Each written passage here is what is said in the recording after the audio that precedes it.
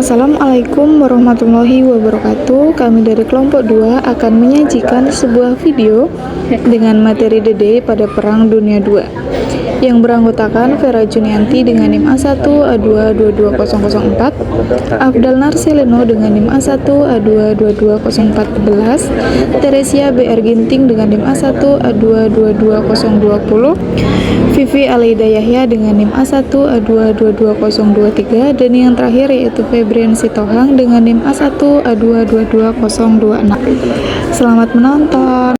Selamat datang teman-teman, ini adalah menu materi yang akan kami sajikan pada video ini.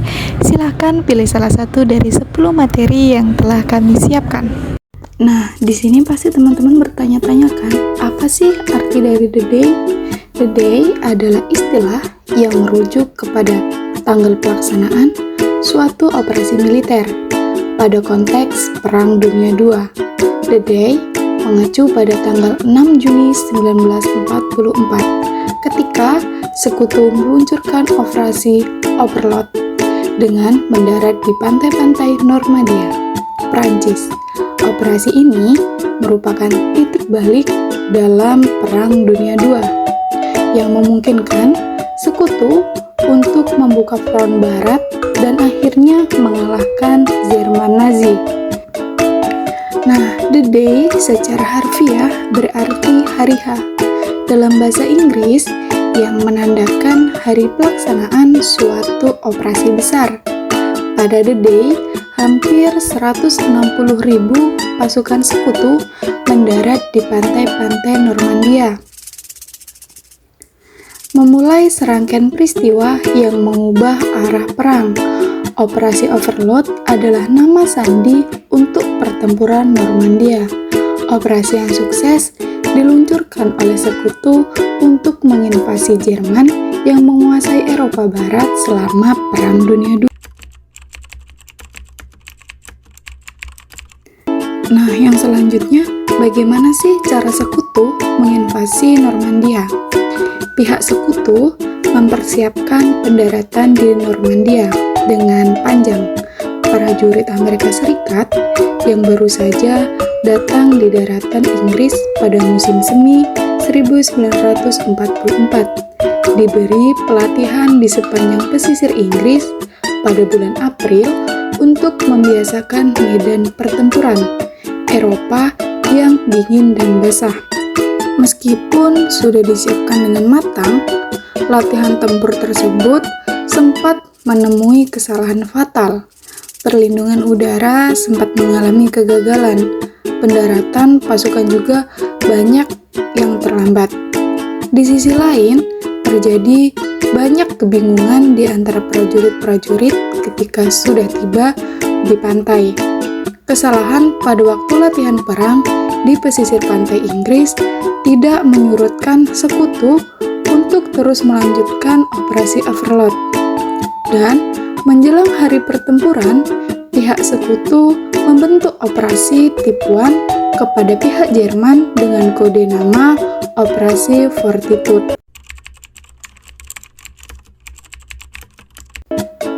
Apa sih tujuan dari Operasi Fortitude?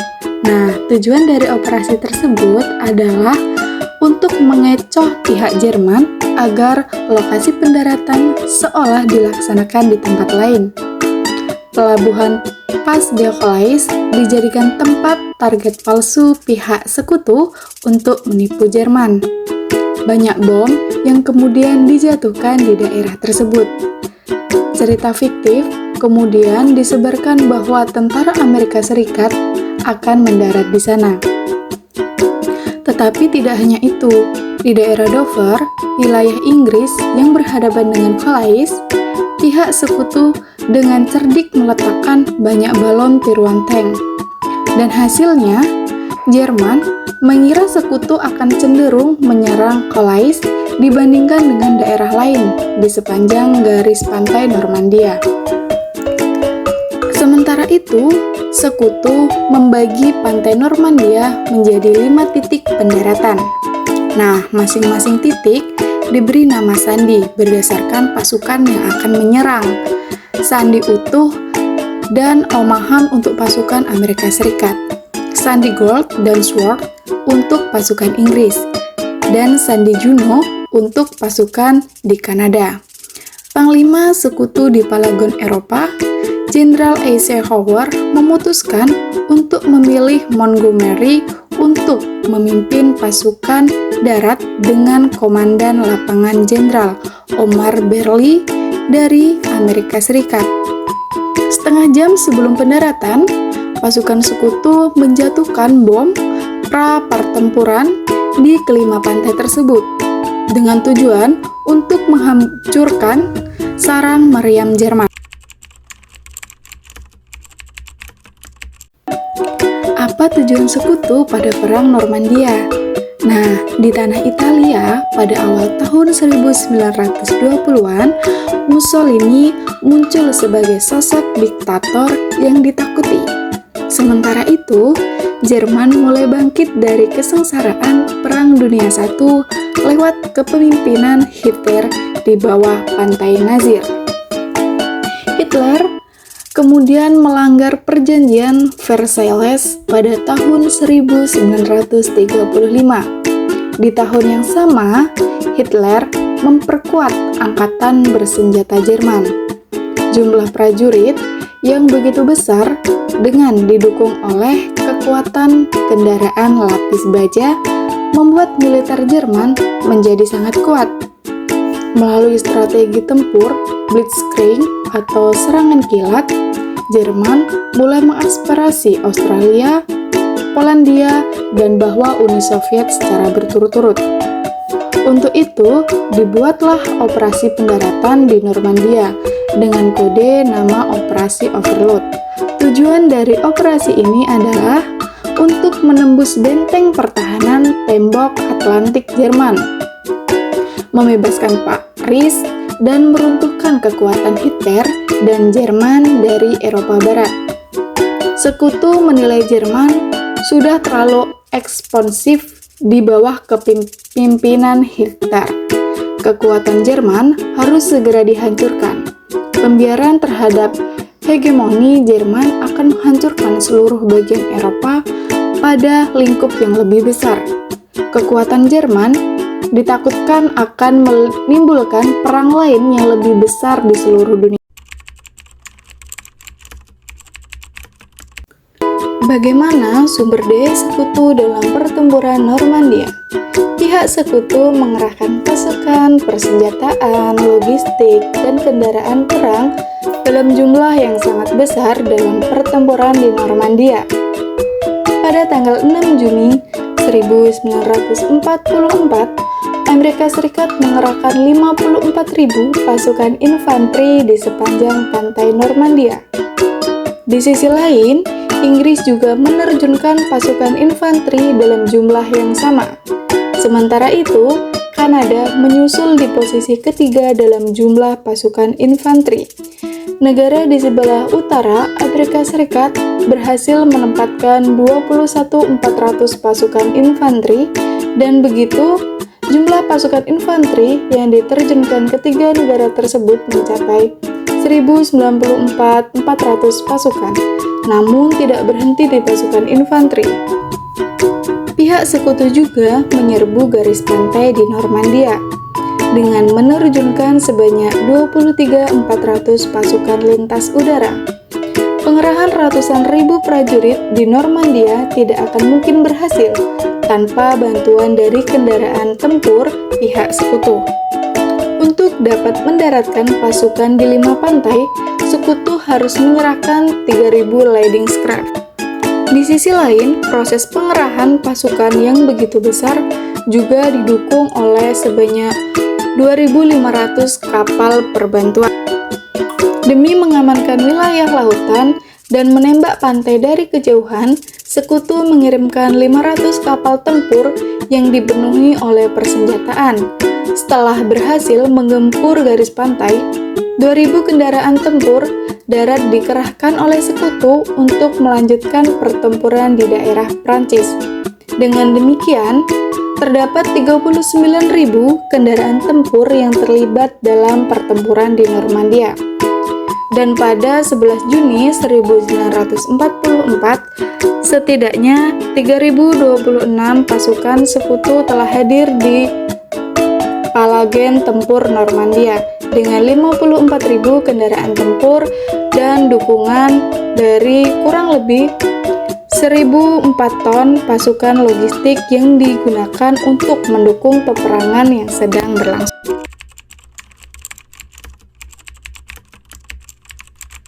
Bagaimana sih kronologis pertempuran Normandia?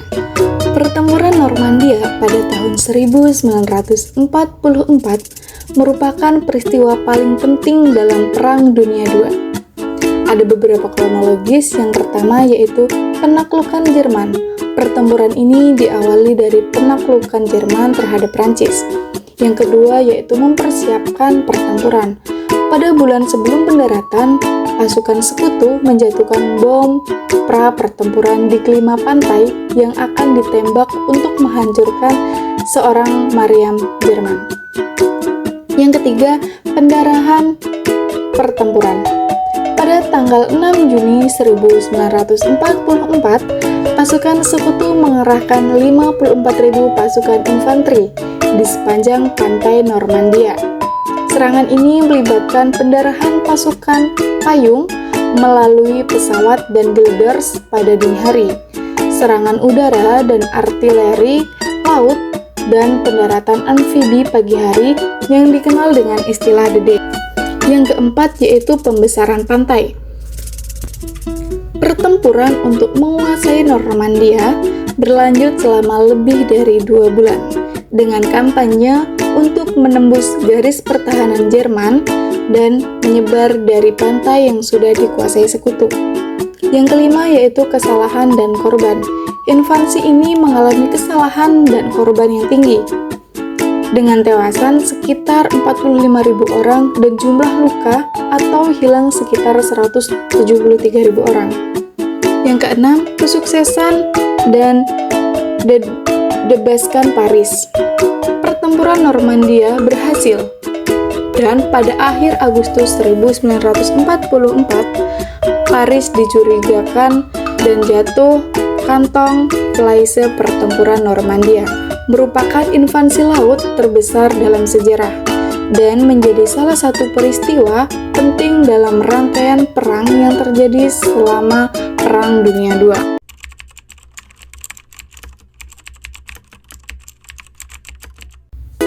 Yang selanjutnya yaitu pembelajaran strategi lingkungan untuk militer Indonesia. Kemenangan sekutu atas pihak Jerman dalam pertempuran di Normandia dilatar belakangi oleh strategi peperangan yang baik. Sekutu dengan cermat memperhitungkan tujuan, sumber daya, dan cara dalam menembus pertahanan Jerman di sepanjang garis pantai Normandia. Namun di sisi lain, kekalahan Jerman dari sekutu merupakan bukti bahwa garis pantai adalah daerah yang paling rawan untuk diserang oleh musuh. Bagaimana suatu pihak menyerang atau mempertahankan garis pantai sangat menentukan akhir dari suatu pertempuran. Sistem pertahanan pantai yang baik dapat dirumuskan dengan mempertimbangkan berbagai doktrin peperangan. Salah satu doktrin perang yang dilibatkan dalam pertempuran Normandia adalah doktrin pendaratan amfibi, di mana pihak penyerang harus 3 kali lebih kuat dari pihak yang diserang. Sebagai negara dengan kerangka pertahanan defensi aktif, Indonesia sekiranya dapat menimbang doktrin pendaratan amfibi dalam mempersiapkan serangan dari luar. Dalam kalkulasi yang sederhana, Indonesia perlu berhati-hati jika kekuatan militer sudah 3 kali lebih besar, karena sejarah sudah membuktikan keampuhan doktrin terbesar. Untuk itu, penguatan sistem pertahanan di Indonesia wajib mengikuti perkembangan dari kekuatan negara lain di kawasan. Salah satu lingkungan strategis yang menentukan sistem pertahanan pantai Indonesia adalah kawasan LCS, yang berbatasan langsung dengan wilayah Natuna.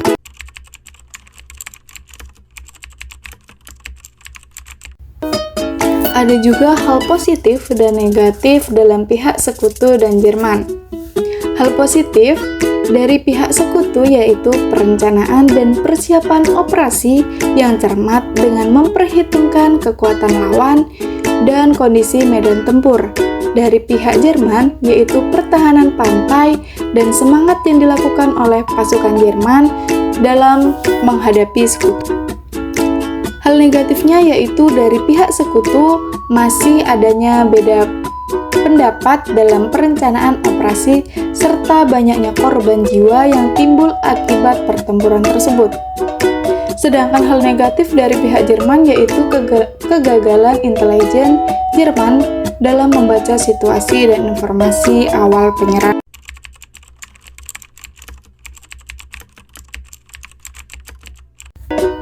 Berapa lama perang terjadi?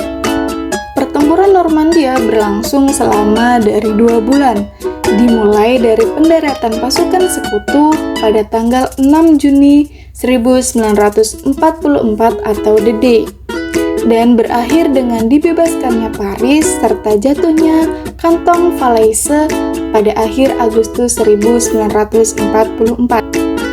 Kampanye Normandia, menurut beberapa sejarawan, berakhir pada awal Operasi Cobra atau pada tanggal 25 Juli 1944 dengan direbutnya Sungai Seine. Jadi secara keseluruhan pertempuran ini berlangsung selama lebih dari 2 bulan, membawa dampak yang signifikan dalam sejarah Perang Dunia II.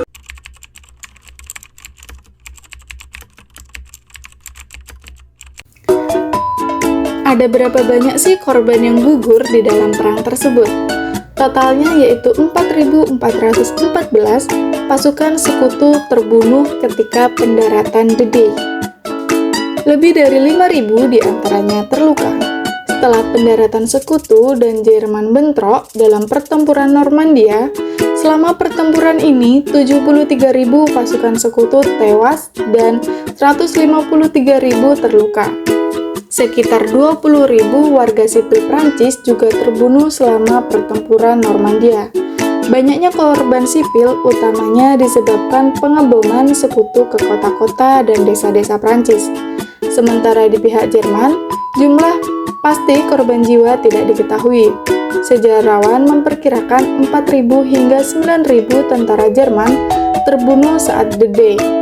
Sekitar 22.000 tentara Jerman pun diperkirakan tewas selama pertempuran Normandia.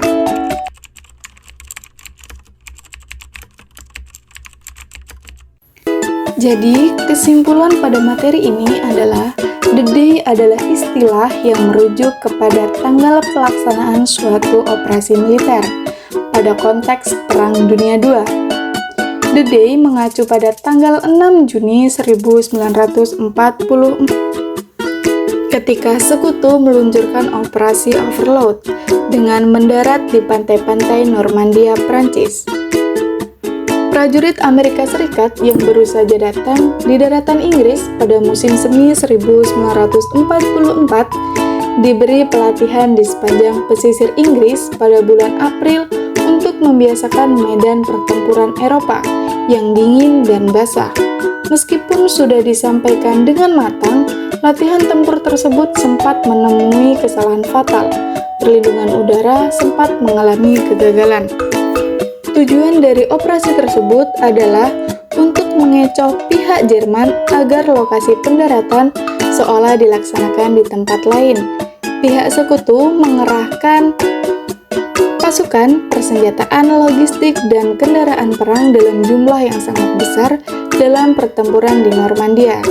Amerika Serikat itu berhasil menempatkan 21,4% pasukan infanteri. Dengan begitu, jumlah pasukan infanteri yang diterjunkan ketiga negara tersebut mencapai 1094,4% pasukan. Terdapat hal positif dan negatif dalam peperangan tersebut. Pertempuran Normandia berlangsung selama lebih dari 2 bulan. Totalnya, 4.414 pasukan sekutu terbunuh ketika pendaratan D-Day. Lebih dari 5.000 diantaranya terluka setelah pendaratan, Sekutu dan Jerman bentrok dalam pertempuran Normandia. Hasil invasi dari Perang Dunia II, lebih dikenal dengan D-Day atau pendaratan Normandia, adalah kemenangan bagi pasukan Sekutu dalam menghancurkan pendudukan Nazi Jerman di Eropa Barat. Berikut ada beberapa hasil dari invasi, yaitu pembebasan Eropa Barat, serangan berskala besar, operasi Overlord, penggunaan para pasukan, dan kerjasama internasional.